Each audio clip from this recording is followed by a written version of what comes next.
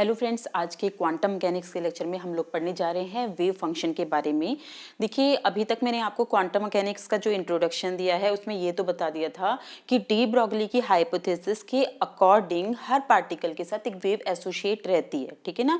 कोई भी moving particle होगा, माइक्रोस्कोपिक लेवल पर ये वेव ऑब्जर्व की गई थी कि मतलब जो पार्टिकल है वो वेव की तरह बिहेव करता है। तो हर पार्टिकल के साथ एक वेव एसोसिएट रहनी चाहिए, ऐसा डी ब्रॉगली ने अपनी हाइपोथेसिस में बोला था। और इन वेव का एक्सपेरिमेंटली प्रूफ भी मिला था जब डेविसन एंड जर्मन ने निकेल के साथ एक्सपेरिमेंट परफॉर्म किया था। ठीक है, इतना आप पढ़ चुके हो। और इन वेव्स के बारे में भी मैं आपको बता चुकी हूँ, ये मैटर वेव्स हैं, लेकिन इनकी क्या प्रॉपर्टीज हैं आज हम इसके बारे में डिस्कस करने वाले हैं कि ये मैटर वेव्स जो हैं वो किस तरह की हैं। क्या ये जैसे हमने क्लासिकल मैकेनिक्स में वेव्स पढ़ी थी उसी तरह की हैं या उनसे कुछ डिफरेंट हैं। फ्रेंड्स, आपने क्लासिकली पढ़ा है कि वेव किस तरह की होती है, ठीक है। आपके पास दो टाइप की वेव्स होती है, एक तो मैकेनिकल वेव्स होती हैं, ठीक है, जैसे कि आप साउंड वेव्स देखते हैं जो कि लॉन्गिट्यूडनल वेव्स होती हैं, ठीक है। और एक दूसरी तरह की वेव्स होती हैं ट्रांसवर्स टाइप की, जैसे इलेक्ट्रोमैग्नेटिक रेडिएशन होता है। इसके बारे में आपने अच्छे से पढ़ा हुआ भी है, लेकिन मैं आपको एक दो मिनट में ब्रीफ करके बता देती हूँ कि अगर कोई भी मीडियम में डिस्टर्बेंस होता है तो आपको लॉन्गिट्यूडनल टाइप की वेव्स जनरेट होती भी मिलती हैं। जैसे साउंड वेव हैं, उसमें प्रेशर का वेरिएंस होता है, तो मीडियम में ये प्रोपिगेट होती हैं साउंड वेव। तो प्रेशर जब वेरी करता है तो एनर्जी इसके साथ चलती है, ठीक है, एनर्जी एंड मोमेंटम कैरी करती हैं ये वेव्स, और प्रेशर के चेंज होने से आगे प्रोपिगेट होती है। इसी तरह से मैकेनिकल वेव्स होती हैं, जैसे आपने किसी भी मीडियम में कुछ भी एक पार्टिकल को डिस्टर्ब किया तो कैसे जनरेट होंगी उस पार्टिकल से। जैसे आपने कोई मटेरियल ले लिया है और आपने एक जगह साउंड क्रिएट किया, तो एक पार्टिकल मोशन में आया तो उसके साथ अटैच जो पार्टिकल है वो भी मोशन में आ जाएगा, और तीसरा पार्टिकल है वो भी अटैच है तो वो भी मोशन में आ जाएगा। इस तरीके से वेव एक पॉइंट से दूसरे पॉइंट तक डिस्टर्बेंस के थ्रू प्रोपगेट होती है और साथ में एनर्जी और मोमेंटम को भी कैरी कर लेती है, ठीक है। तो ये तो आपने मैकेनिकल वेव्स के बारे में पढ़ा, लेकिन इलेक्ट्रोमैग्नेटिक वेव थोड़ी सी डिफरेंट होती है। उससे प्रोपिगेट होने के लिए मीडियम की जरूरत नहीं होती है, ये वैक्यूम में भी प्रोपिगेट हो सकती है, क्योंकि इलेक्ट्रोमैग्नेटिक वेव में electric component and magnetic component होते हैं। और इस तरह की वेव को ट्रांसवर्स वेव बोला जाता है, क्योंकि जिस डायरेक्शन में प्रोपिगेट होती हैं, चल रही होती हैं, उस इलेक्ट्रिक और मैग्नेटिक कंपोनेंट उनके परपेंडिकुलर डायरेक्शन में होती हैं। क्योंकि आपको पता है इलेक्ट्रिक फील्ड और मैग्नेटिक फील्ड के लिए किसी भी मीडियम की जरूरत नहीं होती है। जैसे ग्रेविटेशनल फील्ड है, उसके लिए भी ये कंसीडर किया जाता है कि किसी भी मीडियम की जरूरत नहीं होती है। जैसे दो चार्ज अगर रखे हैं तो इनके बीच में इलेक्ट्रिक फोर्स लग रहा है, तो वो फोर्स के लिए किसी मीडियम की जरूरत नहीं होती। अगर मीडियम है ठीक है, फिर हम उसमें 1/4 पाई एप्सिलॉन नॉट का एक फैक्टर ऐड कर देते हैं, लेकिन ये प्रूव नहीं हुआ है कि इन दोनों के बीच में जो ये फोर्स लग रहा है, इलेक्ट्रिक फोर्स, या फिर आप बात कर रहे हैं कि मैग्नेटिक फोर्स की बात करें, तो इनके बीच में अगर मैग्नेटिक फोर्स और इलेक्ट्रिक फोर्स हो, उसके लिए किसी मीडियम की जरूरत नहीं होती है। इसी तरह से अगर कोई एक्सेलरेटेड चार्ज पार्टिकल ट्रेवल करता है तो उसके डिस्टर्बेंस से electric and magnetic field generate होते हैं, और वो वैक्यूम में एक कांस्टेंट वेलोसिटी c, जो कि लाइट की स्पीड होती है, उससे ट्रेवल करते हैं, ठीक है ना। तो अब हमारे पास आती है मैटर वेव्स की बात। इलेक्ट्रोमैग्नेटिक वेव्स जो होती है उनका ओरिजिन तो होता है कि डिस्टर्बेंस ऑफ चार्ज पार्टिकल, ठीक है, लेकिन मैटर वेव्स तो आपके पार्टिकल के साथ कनेक्टेड है ना। तो ये किस तरह की वेव होगी? ये ना तो इलेक्ट्रोमैग्नेटिक नेचर में है, ना ये मैकेनिकल है कि किसी डिस्टर्बेंस के थ्रू क्रिएट हो रही हैं। ये तो एक पार्टिकल क्योंकि बिहेव कर रहा है कहीं मैटर का कहीं पार्टिकल का, इस तरह की वेव है। तो ये एक डिफरेंट टाइप की वेव्स होती हैं फ्रेंड्स, जो वैक्यूम में भी अगर चलेंगी तो इनकी वेलोसिटी भी कांस्टेंट नहीं होती। जैसे इलेक्ट्रोमैग्नेटिक रेडिएशन की वैक्यूम में तो कांस्टेंट स्पीड होती है, भले मटेरियल में वो डिपेंड करता है कि मटेरियल का रिफ्रैक्टिव इंडेक्स कितना है, उसके हिसाब से इलेक्ट्रोमैग्नेटिक वेव्स की स्पीड चेंज हो जाती है। लेकिन वैक्यूम में स्पेशल थ्योरी ऑफ रिलेटिविटी से प्रूव कर चुके थे आइंस्टीन कि वैक्यूम में जो c है, स्पीड ऑफ लाइट, वो कांस्टेंट रहती है, लेकिन मैटर वेव्स जो होती हैं उनकी वैक्यूम में भी स्पीड कांस्टेंट नहीं रहती है, क्योंकि वो पार्टिकल के साथ कनेक्टेड वेव है। पार्टिकल वैक्यूम में अगर स्मॉल स्पीड से चल रहा है तो स्मॉल स्पीड से ही चलेंगी वो वेव, तेज स्पीड से चल रहा है तो तेज स्पीड से ही चलेंगे, क्योंकि ये तो मैटर के साथ कनेक्टेड है ना। साथ में इलेक्ट्रोमैग्नेटिक रेडिएशन जो है उसके पास फोटॉन्स होते हैं, ठीक है, हमने प्रूव भी किया हुआ है फोटो इलेक्ट्रिक इफेक्ट में, कॉम्पटन इफेक्ट में, यानी एनर्जी के पैकेट हैं जो कि पार्टिकल बिहेवियर है, यहीं से जनरेट हुआ था कॉन्सेप्ट जो डी ब्रोगली ने लिया था कि पार्टिकल के साथ भी वेव एसोसिएट रहना चाहिए, क्योंकि एनर्जी जो लाइट है, वेव्स है उनकी, वो क्वांटाइज्ड है, इसी तरह से वो पार्टिकल का बिहेव कर रही है तो पार्टिकल के साथ भी वेव एसोसिएट रहने चाहिए। लेकिन वो वाले पार्टिकल यानी फोटॉन्स और इन वाले पार्टिकल, इनमें डिफरेंस है कि फोटॉन्स तो मासलेस पार्टिकल हैं, ठीक है, और ये जो मैटर है ये मासेसिव पार्टिकल हैं। तो दैट मीन्स कि जब मास ट्रेवल कर रहा है उसके साथ वेव्स भी ट्रेवल कर रही है, जिसे हम मैटर वेव का नाम दे रहे हैं, तो ये जो वेव्स हैं ये एनर्जी और मोमेंटम को तो कैरी कर ही रही हैं, साथ में वो मैटर को भी कैरी करती हैं। तो these are entirely different waves. तो आज हम इसके बारे में थोड़ा सा स्टडी करते हैं कि ये जो वेव्स हैं अगर ये किसी भी पार्टिकल को डिस्क्राइब करती हैं कि पार्टिकल की पोजीशन, मोमेंटम, एनर्जी ये सब निकालना हो तो हम किस तरीके से इन्हें ट्रीट करें, क्या लें हम इसकी फॉर्म। तो उसके लिए बहुत सारे मैथमेटिशियंस ने कॉन्सेप्ट दिया कि अगर हम इसे डिराक डेल्टा फंक्शन ले ले, इस वेव फंक्शन को जो इसके साथ मैटर वेव्स के साथ एसोसिएटेड वेव्स हैं उसे आप कंसीडर कर लीजिए कि डिराक डेल्टा फंक्शन। लेकिन डिराक डेल्टा फंक्शन पोजीशन तो एग्जैक्टली दे पाता है, लेकिन सब चीजें अनसर्टेन हो जाती है। देखिए फ्रेंड्स, अगर हम पार्टिकल, मैंने आपको वेव पैकेट का कॉन्सेप्ट तो बता ही दिया है कि पार्टिकल के साथ सिंगल वेव तो एसोसिएट नहीं रहती है, ठीक है। वेव का आप सिर्फ ये इमेजिनेशन मत करिए कि हम वेव को ऐसे या फिर ऐसे, कॉस वेव, ये साइन वेव हो गई, ये कॉस वेव हो गई, तो इस तरह से हम तो यही सोचते हैं ना कि वेव होगी तो कुछ इसी तरह से होगी, लेकिन मैटर वेव कोई ज़रूरी नहीं है कि वो ऐसे ही हो। ये तो आप पीरियोडिकली चेंज हो रही है, एम्पलीट्यूड हर कंडीशन में वो सेम ले रही है, ठीक है ना। ये आपका एम्पलीट्यूड सेम आ रहा है रिपीटली, ठीक है।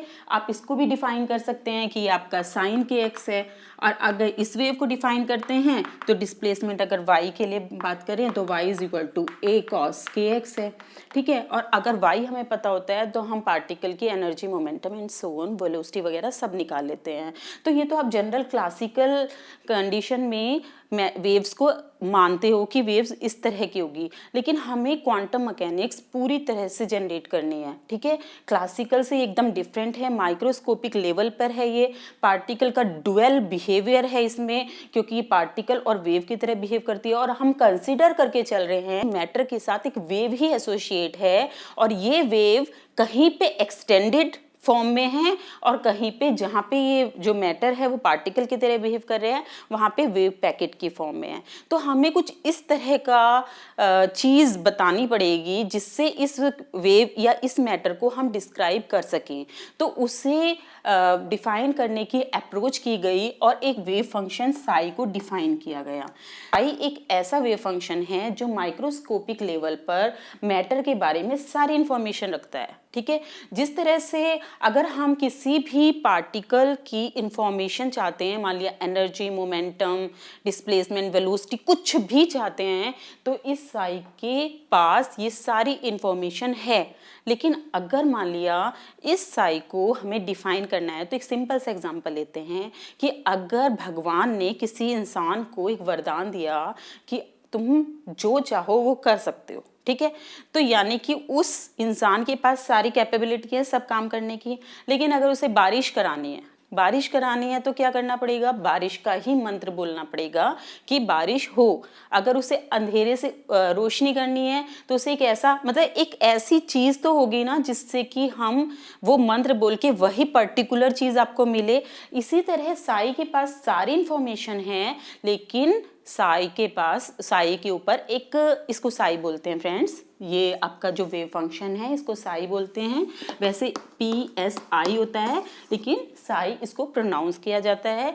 तो ये जो साई है इसके पास सारी इंफॉर्मेशन है, लेकिन अगर हमें किसी भी इंफॉर्मेशन को निकालना है तो एक पर्टिकुलर मंत्र है जिसकी हेल्प से हम इसको निकाल सकते हैं। इस मंत्र को हम ऑपरेटर बोलते हैं, ठीक है ना। लेकिन अब ये साई जो है, अब मान लो भगवान भी वरदान देते हैं तो किसको देते हैं? जो एक सुटेबल पर्सन हो। पहले उसके ऊपर टेस्ट किया जाता है कि क्या तुम काबिल हो कि मैं तुम्हें इतना ब्लेसिंग दे सकूं, क्या तुम इस काबिल हो। तो उसके लिए उनके कुछ टेस्ट होते हैं कि ओके ये अच्छे स्वभाव का है, हाँ ये चीज़ों को हैंडल कर सकता है। इसी तरह साई के भी कुछ प्रॉपर्टीज़ होती है जिसके हिसाब से कोई भी, मान लो अगर कोई हमारा मैटर है जिस कंडीशन में है उसके हिसाब से हम साई को डेवलप करते हैं। वो साई जो है फिर सारी इंफॉर्मेशन रखता है उस पार्टिकल के बारे में। जैसे साई आपका कंटिन्यूअस होना चाहिए, अगर ये ब्रेक हो जाएगा तो इंफॉर्मेशन ब्रेक हो जाएंगे ना। साई तो चल रहा है, किसके साथ चल रहा है? वो मैटर के साथ ही चल रहा है। तो अगर साई के पास कुछ भी इंफॉर्मेशन है और साई डिसकंटिन्यू हो जाए तो फिर क्या होगा?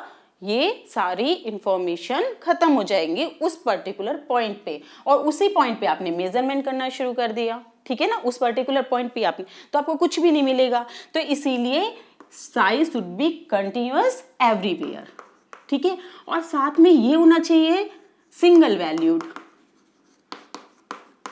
इसमें इसकी जो साई है वो सिंगल वैल्यूड होना चाहिए। ये क्यों होता है इसके बारे में हम अभी डिस्कस करते हैं। हम सारी चीजें डिस्कस करेंगे साई के बारे में। थर्ड है कि इट विल बी नॉर्मलाइज्ड। एक तो नॉर्मलाइज्ड होना चाहिए, सिंगल वैल्यूड होना चाहिए, कंटिन्यूअस होना चाहिए और फाइनाइट होना चाहिए, ठीक है। और एक और प्रॉपर्टी है स्क्वायर इंटीग्रेबल, ठीक है। हम न्यूमेरिकल के थ्रू नेक्स्ट लेक्चर में ये सारी प्रॉपर्टीज को चेक भी करेंगे। अभी भी आपको मैं समझा दूंगी कि क्या होता है। देखिए, अगर साई इन सारी इंफॉर्मेशन को कैरी करता है अपने साथ, लेकिन साई का जो फॉर्म होता है वो कॉम्प्लेक्स भी हो सकता है। इट में भी कॉम्प्लेक्स और रियल दोनों ही हो सकता है। लेकिन आप ये कहोगे क्यों मैम, कॉम्प्लेक्स ही क्यों, रियल ही क्यों नहीं है? मतलब ऐसा भी हो सकता है कि रियल हो। हाँ, हो सकता है। मान लिया आपका मैटर है, उसका क्योंकि उसके साथ वेव एसोसिएट है, तो वेव एसोसिएट है तो मोमेंटम भी निकाल सकते हैं आप, और मोमेंटम आप वेवलेंथ से निकाल सकते हो। तो मान लिया मैटर का मोमेंटम P है और आपको पता है ये एक वेक्टर क्वांटिटी है, तो पॉजिटिव P क्या रिप्रेजेंट करता है कि पॉजिटिव x डायरेक्शन में इस पार्टिकल का मोमेंटम है। लेकिन अगर निगेटिव P की बात करें तो निगेटिव P रिप्रेजेंट करता है कि पार्टिकल का निगेटिव डायरेक्शन में मोमेंटम है। तो अगर हम साई को a cos kx, k से आप p निकाल सकते हो ना, 2 pi upon lambda and lambda is equal to h upon p, that means k is directly proportional to, मतलब k जो है वो p से कनेक्टेड है।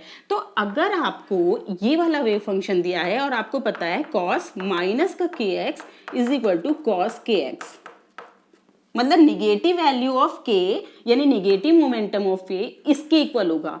लेकिन अगर आपको देखा जाए कि साई1, ये स्टेट जो निगेटिव मोमेंटम को है वो तो साई1 को रिप्रेजेंट करेगी, ये दूसरी स्टेट हो गई। वेव फंक्शन की डिफरेंट स्टेट हो गई ना। मान लिया निगेटिव डायरेक्शन वाला मोमेंटम है तो आपको एक वेव फंक्शन ऐसा जनरेट करना पड़ेगा जो कि निगेटिव को ही समझाए। लेकिन अगर आप ऐसे करोगे तो आपको पता है कॉस वाला फंक्शन बाई चांस आ गया है, वेव फंक्शन में कॉस अपीयर हो गया है, तो निगेटिव भी पॉजिटिव हो जाएगा। इसीलिए जरूरी है कि आप इस तरह का कोई फंक्शन रखें जैसे कि साई इज इक्वल टू ए ई की पावर आई के एक्स। इसमें आपके पास साइन वाला भी टर्म है, कॉस वाला भी टर्म है। ये जरूर बात है कि इसमें कॉम्प्लेक्स एक वेरिएबल आ गया है और कॉम्प्लेक्स चीज़ों को आप ड्रॉ नहीं कर सकते, ग्राफिकली रिप्रेजेंट नहीं कर सकते हैं। लेकिन एक फ़ायदा ये जरूर हो जाता है कि अगर कोई निगेटिव है कोई पॉजिटिव है तो उनको हम डायरेक्टली दो अलग अलग स्टेट में रिप्रेजेंट कर सकते हैं, ठीक है ना। एक साइन की हो गई, एक कॉस की हो गई। लेकिन अब इसको हैंडल करना है तो कैसे करोगे? तो बॉन्ड ने इसका इंटरप्रिटेशन दिया था था कि अगर हम साई के मोड का स्क्वायर करें तो it will be a real quantity. तो अगर भले ही साई जो एक कॉम्प्लेक्स नंबर है उसका कोई फिजिकल सिग्निफिकेंस नहीं है, ठीक है, फिजिकल इंटरप्रिटेशन नहीं है साई का, लेकिन साई के मोड का स्क्वायर ये आपको एक रियल क्वांटिटी मिलती है। और आप हमेशा रियल वर्ल्ड में ही जीते हैं, इमेजिनरी चीज़ों को आप किसी भी तरह प्लॉट भी नहीं कर सकते हैं और ना एक्सप्रेस कर सकते हैं। इसीलिए आप यहाँ पे साई के मोड की स्क्वायर से ही डील करेंगे पूरी क्वांटम मैकेनिक्स में, ठीक है। अगर आप साई कॉम्प्लेक्स नहीं लेंगे तो पूरी इंफॉर्मेशन नहीं होगी साई के पास, ठीक है। इसीलिए हमने इसको कॉम्प्लेक्स लिया है और मैंने आपको एग्जांपल के थ्रू समझा भी दिया है। लेकिन अगर आपको साई से कोई भी इंफॉर्मेशन निकालनी होगी तो आप उसके साई के मोड के स्क्वायर से निकालेंगे, ठीक है ना। आप बात समझ रहे हैं। ऐसा नहीं है कि आपको अगर ऑपरेटर लगाना है, मैंने अभी बताया कि ऑपरेटर लगा के निकालते हैं तो साई के मोड के स्क्वायर के ऊपर लगाएंगे, ऐसा बिल्कुल नहीं है। आप साई के ऊपर ऑपरेटर लगाएंगे तो आपको इंफॉर्मेशन मिल जाएगी, लेकिन साई इन सब प्रॉपर्टीज को फॉलो करना चाहिए, ये सारी के सारी कंडीशन को फॉलो करना चाहिए। लेकिन इट इज ओनली रूल है, हर कंडीशन में ऐसा नहीं होता है। इट इज फाइनाइट एवरीवेयर, जैसे आपने लिख दिया तो इसका मतलब ये नहीं है कि अगर बॉक्स में है पार्टिकल और आपने एक पार्टिकल के साथ एसोसिएटेड वेव मान ली है तो वो इससे बाहर भी फाइनाइट होगा। उसके लिए कंडीशन होगी कि बॉक्स की बाउंड्री में ही फाइनाइट होगा। तो इसीलिए इसकी कंडीशन 0 to L हो जाएगी। यहाँ पे आप mainly x less than infinity इस कंडीशन में डिफाइन करते हो कि it should be, this is the condition for free particle. But अगर कोई पार्टिकल बाउंड है तो हम सारी चीज़ें इसमें देखेंगे, बाउंड फंक्शन किसे कहते हैं। अगर कोई पार्टिकल बाउंड है किसी बॉक्स के अंदर तो उस कंडीशन में ये वाली कंडीशन नहीं लगेगी, ये लगेगी। तो ये रूल तो भले ही हैं लेकिन ये रूल थोड़े से चेंज भी होते हैं कंडीशन टू कंडीशन। तो फ्रेंड्स क्वांटम मैकेनिक्स जो है उसमें कोई भी चीज़ को फॉर्मुलेट करना, समझाना इतना आसान नहीं होता क्योंकि चीज़ें माइक्रोस्कोपिक लेवल पे होती हैं। और आपको पता है क्लासिकली अगर कोई भी फॉर्मुलेशन हुआ है जो कि न्यूटन ने अपना लॉ दिया था F=ma, फर्स्ट लॉ, मतलब वो क्या होता था कि आपने देखी चीज़ें ऑब्जर्व की, उसको फॉर्मुलेट करने की कोशिश की, ओके ऐसा हुआ है तो ये पॉसिबिलिटी है, उनको एक्सपेरिमेंटली देखा गया कि ओके ऐसा ही हो रहा है। मेनली क्या चीज़ है कि हमने ऑब्जर्व की वो चीज़ें और वो एक्सपेरिमेंटली और जो मैथमेटिकली जो इक्वेशंस हैं उनमें फिट हो रही थी तो वो रूल बन गए क्लासिकल, ठीक है ना। जो भी आपके क्लासिकल फिजिक्स के रूल हैं वो सारे इस तरीके से डेवलप हुए हैं। एक्सपेरिमेंटली भी वही रिजल्ट आना चाहिए जो कि इक्वेशन से आ रहा है। इसी तरीके से क्वांटम मैकेनिक्स भी डेवलप हुई है। उसमें क्या किया गया, अपने ये कॉन्सेप्ट तो डी ब्रोगली ने बड़ी आसानी से दे दिया कि मैटर के साथ वेव एसोसिएट रहती हैं, लेकिन ये वेव जो हैं इनके बारे में कोई भी इंफॉर्मेशन निकालना बहुत ही मुश्किल था क्योंकि ये जो वेव्स हैं, मैटर वेव्स है, वो ऑर्डिनरी वेव से बिल्कुल डिफरेंट तरीके की हैं क्योंकि ये मैटर को भी कैरी करती हैं और हर जगह अलग अलग टाइप का बिहेवियर करती हैं। तो इसीलिए इन वेव्स के बारे में कैसे कैसे इंफॉर्मेशन निकलती रही, कुछ फॉर्मुलेट किया गया, एक्सपेरिमेंट किया गया। अगर जो आपका कॉन्सेप्ट है, मैथमेटिकल कॉन्सेप्ट आया, वो एक्सपेरिमेंटल रिजल्ट से मैच कर गया तो ओके वो चीज़ें सही हैं, और एक्सपेरिमेंट किए गए, देखा गया कि हाँ वो फिट हो रहा है या नहीं हो रहा है। इस तरीके से डिफरेंट फॉर्मुलेशन किए गए और उन फॉर्मुलेशन को, मतलब ऐसा नहीं है कि अपने आप ही मैथमेटिक्स को की बहुत हेल्प ली गई इसमें। आप इसमें काफ़ी मैथमेटिक्स पढ़ेंगे, Dirac delta function, Gaussian function, Fourier transformation, हर चीज़ आपको पता होनी चाहिए। लेकिन आपको अगर बीएससी में है तो इस लेवल तक जाने की ज़रूरत नहीं है, मेनली इसका इंट्रोडक्शन ही आपको समझना है। तो आप जब एमएससी में जाएंगे और एमएससी में आप इन चीज़ों को डील करेंगे तो तब आप बहुत अच्छे से समझ पाएंगे कि किस तरीके से step by step quantum mechanics develop हुई। तो अभी के लिए आप ये समझ सकते हैं कि फाइनली साई को निकाला गया और साई की ये सारी प्रॉपर्टीज़ फॉलो होनी चाहिए। ये कोई रूल नहीं था कि हाँ यही प्रॉपर्टीज फॉलो होंगी, लेकिन कुछ कंडीशन में अगर पार्टिकल बाउंड है तो डिफरेंट प्रॉपर्टीज होगी, क्योंकि अगर पार्टिकल बाउंड है तो जो वेव है वो यहाँ और यहाँ वैनिश हो जानी चाहिए। क्योंकि अगर ये वॉल रिजिड है, अगर रिजिड नहीं है तो अलग बात है, अगर रिजिड वॉल्स हैं तो यहाँ इसके बाहर वेव फंक्शन जाना ही नहीं चाहिए। तो उस समय जो वेव फंक्शन की फॉर्म है वो psi is equal to a sine k x इस फॉर्म में हो सकती है। लेकिन अगर आप इसकी बात करें कि साई अगर minus infinity to infinity extend है तो a sine k x not possible, क्योंकि it is not square integrable. अगर आप इसका स्क्वायर इंटीग्रेबल का मतलब है कि आप इसके मोड का स्क्वायर का इंटीग्रेशन करते हैं तो it will be infinite and it should be finite. ठीक है, अगर ये फाइनाइट नहीं होगा, इनफाइनाइट होगा, that means it is not square integrable. लेकिन यही वेव फंक्शन अगर हम किसी पार्टिकल इन ए बॉक्स जिसकी रिजिड वॉल्स हैं, ठीक है, इनफाइनाइट हाई वॉल्स होती हैं, लेकिन ऐसा प्रैक्टिकली या रियल वर्ल्ड में पॉसिबल नहीं होता है, बिल्कुल रिजिड वॉल नहीं होती हैं, इसलिए वेव फंक्शन बाहर भी एग्जिस्ट करता है। ठीक है, हम ये दोनों एग्जांपल जब श्रोडिंगर वेव डेवलप कर लेंगे तो तब हम देखेंगे ये दोनों एप्लीकेशन कि जब इनफाइनाइट पोटेंशियल वेल होगा और फिर कुछ एक ऐसा वेल जिसकी फाइनाइट वॉल्स हैं। ठीक है, तो फ्रेंड्स आप ये देख रहे हैं कि ये जो कंडीशन है हर जगह एप्लीकेबल तो नहीं है, लेकिन फिर भी 99% केस में हमें ये कंडीशन साई के लिए लेके चलनी होती है। ठीक है, तो आपसे क्वेश्चंस पूछा जाता है कि मान लिया psi is equal to e minus a x mod, ये बताइए कि ये वेव फंक्शन फाइनाइट होगा या नहीं होगा। तो आपको देखना होगा कि ये फंक्शन माइनस इन्फिनिटी और इन्फिनिटी पर कैसा बिहेव कर रहा है। अगर आपने कहा जब x इन्फिनिटी होगा तो बताइए x is equal to infinity पे ये 0 हो जाएगा, और अगर माइनस इन्फिनिटी होगा तो भी ये 0 हो जाएगा, that means it is finite. So it is a finite wave function. तो इस वाली कंडीशन को तो ये फुलफिल कर रहा है कि इट इज फाइनाइट। फिर आपने इसे कहा गया नॉर्मलाइज हो सकता है कि नहीं, तो नॉर्मलाइज हमें करना पड़ता है। किसी भी वेव फंक्शन को अगर हमें दिया हुआ है तो हम उसे नॉर्मलाइज कर सकते हैं। उस वेव, इसको हटाते हैं पहले,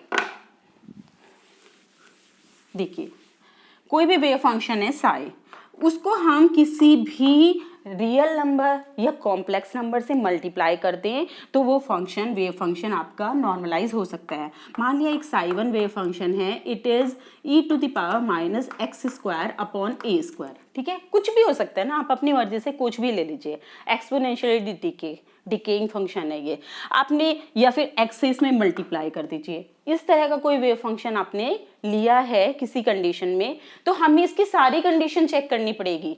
इट इज फाइनाइट है, ये है, वो है, फिर उसके बाद चेक करना पड़ेगा ये बाउंड में है कि नहीं। तो पहले हमें देखना पड़ेगा ये बाउंड मीडियम में एग्जिस्ट कर रहा है या अनबाउंड है। अगर ये फ्री है तब उस कंडीशन में हम लिमिट लगाएंगे माइनस इन्फिनिटी टू इन्फिनिटी। अगर बाउंड है तो हमें ये बताना पड़ेगा कि इस रीजन से इस रीजन के बीच में फाइनाइट रहेगा, स्क्वायर इंटीग्रेबल रहेगा, कंटिन्यूअस रहेगा, ये सब चीज़ें हमें देखनी पड़ती हैं। ठीक है ना, तो आपको अगर ये फंक्शन है इसको नॉर्मलाइज करना है तो यहाँ पे हम a से मल्टीप्लाई कर देते हैं, दैट मीन्स दिस, और ये आपका नया वेव फंक्शन साई बन गया। और इसको इंटीग्रेट करेंगे साई स्टार साई, और जिस रीजन में आपको ये फंक्शन लेना है। ठीक है, अगर आपने कहा कि आपका ये function minus infinity to infinity exist करता है तो ये चेक करिए कि it is a wave function for a particle हो सकता है या नहीं हो सकता है।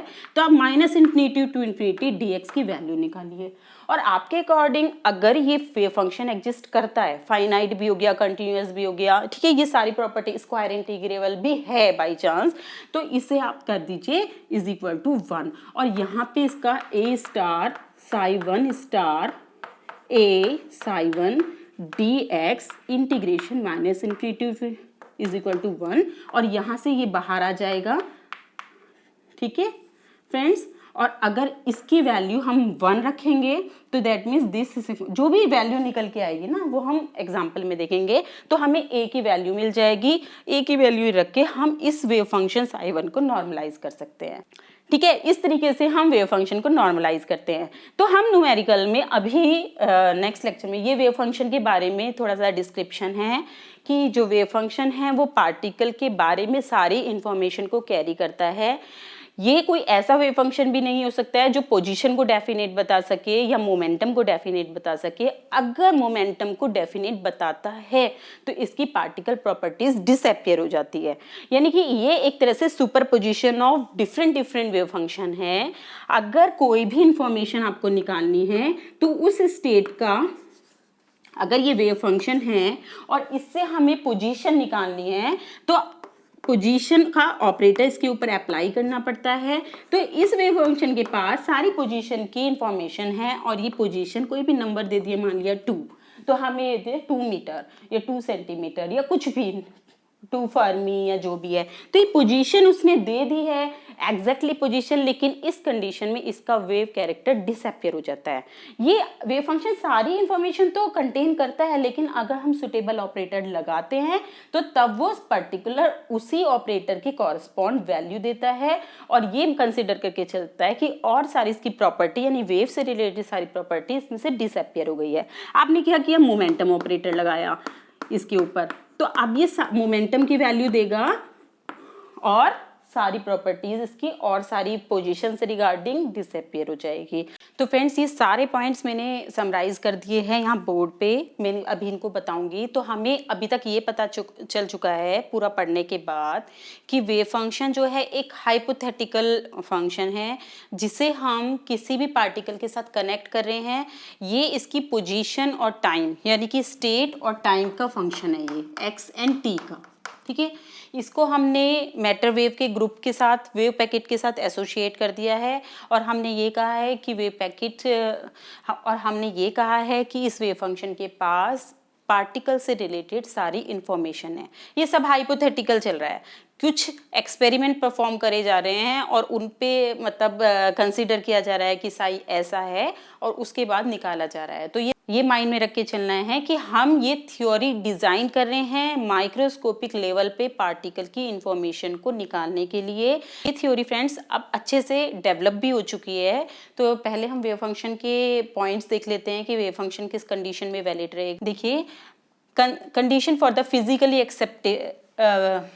condition for a physically accepted well behaved realistic wave function। क्या क्या कंडीशन है, Sai x T should be finite, एक तो फाइनाइट होना चाहिए। तो फाइनाइट होने के लिए जब x tends to infinity and x tends to minus infinity, तो आपका जो वेव फंक्शन है वो फाइनाइट रहना चाहिए। मान लिया आपका वेव फंक्शन a e की पावर माइनस एक्स स्क्वायर है, ठीक है।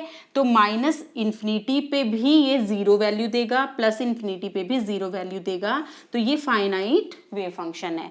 अगर आप यही मान लेते e की पावर एक्स स्क्वायर, पॉजिटिव है यहाँ पे, तो अगर माइनस इन्फिनिटी रखते, ठीक है, तो प्लस का आ जाता तो इनफाइनाइट वैल्यू देता, प्लस इन्फिनिटी देखते तो फिर इनफाइनाइट वैल्यू देता, तो ये आपका फाइनाइट ना होता। बात समझ रहे हैं आप, यहाँ पे माइनस है और यहाँ पे प्लस है, तो इसका मतलब है कि हम ये चेक करेंगे कि जब x इन्फिनिटी और माइनस इन्फिनिटी होता है तो पार्टिकल फाइनाइट है या नहीं। ये कंडीशन फुलफिल होनी चाहिए वेव फंक्शन से, सिंगल वैल्यूड होना चाहिए, यानी पार्टिकल एक ही पॉइंट पे 2 वैल्यू नहीं देना चाहिए। अगर ऐसा होगा तो वेव फंक्शन की जब 2 वैल्यू आ जाएगी तो हम अगर पार्टिकल को फाइंड आउट करेंगे तो वो एक साथ 2 जगह पे उसकी पॉसिबिलिटी नजर आएगी, लेकिन ऐसा नहीं होता है ना। पार्टिकल को अगर हम फाइंड आउट करेंगे तो एक समय में एक ही जगह मिलेगा, इसीलिए सिंगल वैल्यूड वेव फंक्शन होना चाहिए। जैसे कि अगर आपने एक ग्राफ प्लॉट किया और ये ग्राफ इस तरह का है, तो आप ये देख रहे हैं इन सब ये x और साई x के बीच में आप ये देख रहे हैं कि सेम x के सेम वैल्यूज़ के लिए यहाँ और यहाँ 2 वैल्यूज़ मिल रही है ना, तो इस पूरे पोर्शन में डबल वैल्यूज़ मिल रही हैं, ठीक है।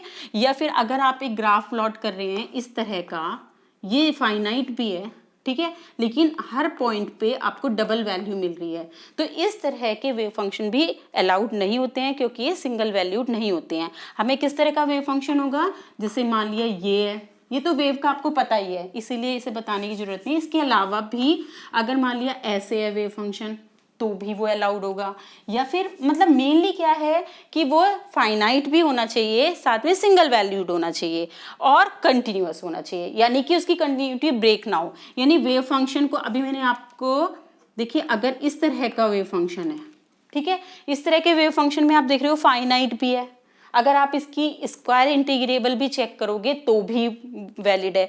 लेकिन ये आप देख रहे हो कि यहाँ पे बाउंड इस वाले पॉइंट पे एक्सेस पे ये वेव फंक्शन ब्रेक हो रहा है, डिसकंटिन्यू हो रहा है, तो इसीलिए इस तरह का वेव फंक्शन एप्लीकेबल नहीं है या रियलिस्टिक नहीं है।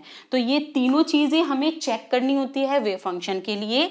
सेकेंड पॉइंट है del psi upon del x should be continuous, कि अगर साई तो कंटिन्यूअस है लेकिन del psi upon del x भी कंटिन्यूअस होना चाहिए, यानी उसके डेरिवेटिव भी कंटिन्यूअस होने चाहिए। अगर 1 डायमेंशन में है तो del psi upon del x, अगर 3 डायमेंशन में तो अब तीनों चेक करेंगे, del psi upon del y, del psi upon del Z.